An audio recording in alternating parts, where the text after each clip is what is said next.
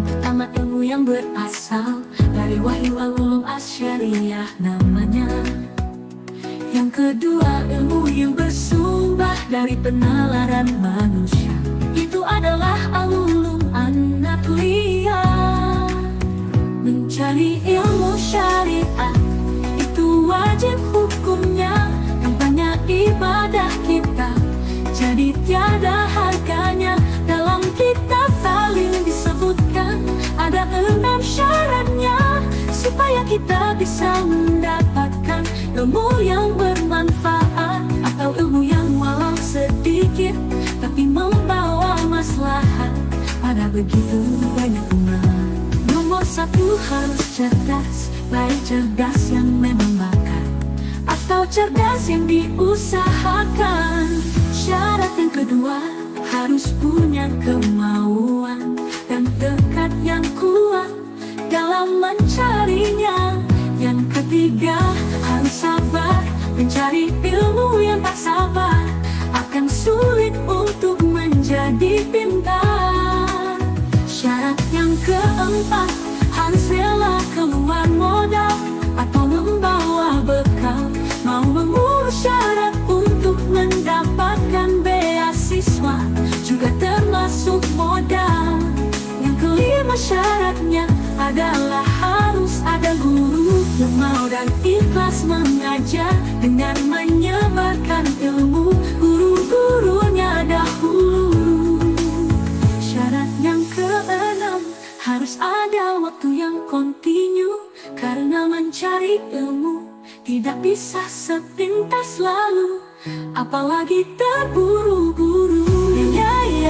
Dari buku mempelajarinya, ilmu itu terbagi 5.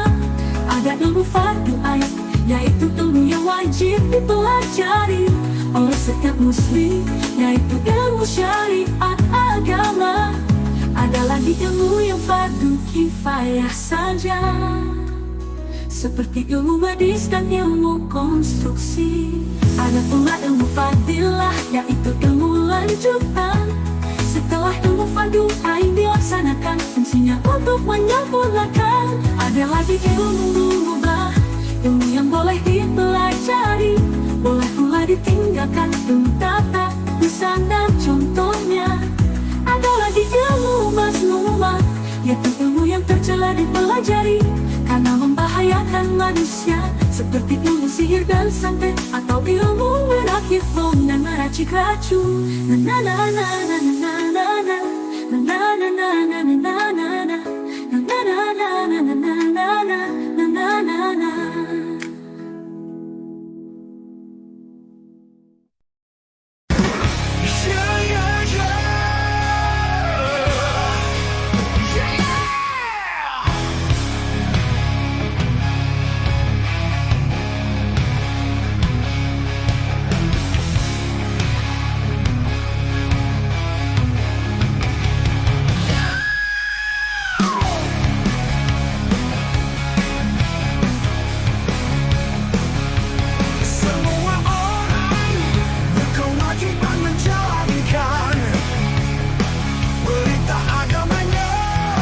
Sebagai bukti seorang hamba, seorang muslim harus menjalankan ibadah sesuai yang disyariatkan. Itu ibadah madoh namanya. Lalu siapakah yang terbaik setelah menjalani kewajiban? Mereka yang sesuai dengan posisi dan profesinya. Semua menjadi ibadah jika diniatkan karena Tuhan. Ini ibadah korilu madoh kategorinya. Seorang penuntut ilmu kewajiban utamanya adalah belajar. Tidaklah tepat jika mahasiswa terus-terusan itikaf di masjid dan mengabaikan kewajiban dari kampusnya. Seorang polisi dan tentara, kewajiban utamanya adalah menjaga ketertiban masyarakat dan menjaga kedaulatan negara. Tidak tepat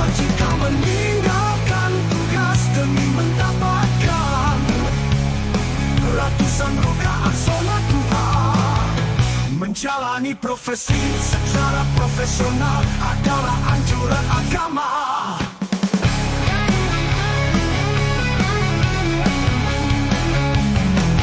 Seorang istri, tugas utamanya melayani suami, tidak kebajikan siang dan malam, hanya tadarus dan wiridan, mengabaikan suaminya yang sendirian.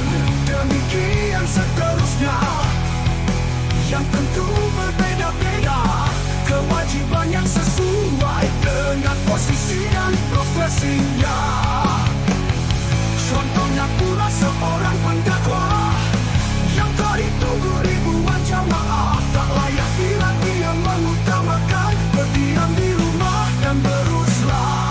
Kewajiban manusia itu ada dua macam, satu di antaranya kewajiban beribadah kepada Tuhan, dan yang setelahnya kewajiban dalam hal rumah dan muamalah.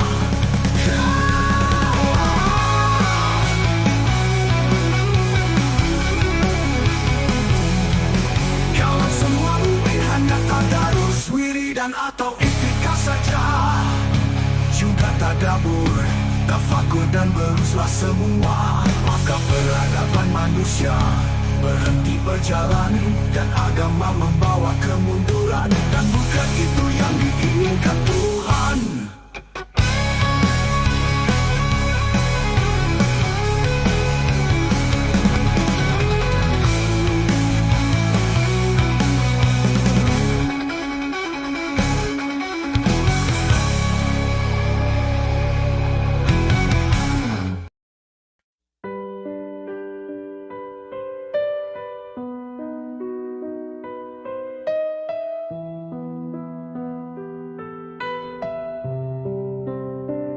Karena titahmu aku belajar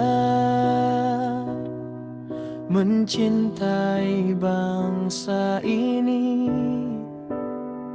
Jika bukan, mungkin akan ada 1000 alasan bagiku untuk tidak mencintai negara ini. Darimu aku mengenal dan mencintai NU. Tanpa itu sulit bagi abangan sepertiku mencintai organisasi yang tak ada sangkut pautnya dengan diriku, dengan hidup dan penghidupanku. Engkau adalah pelita di dalam rimba kehidupan yang gulita. Engkaulah jalan setapak di tengah semak belukar zaman. Engkau adalah perahu Nuh dalam banjir bandang dan badai fitnah yang melanda di tengah umat. Engkau adalah teladan yang sempurna, perpaduan insan yang beriman takwa sekaligus nasionalis sejati dalam satu raga. Ulama sufi kelas dunia yang pintunya selalu terbuka. Tokoh karismatik terkemuka, namun berteman dengan siapa saja.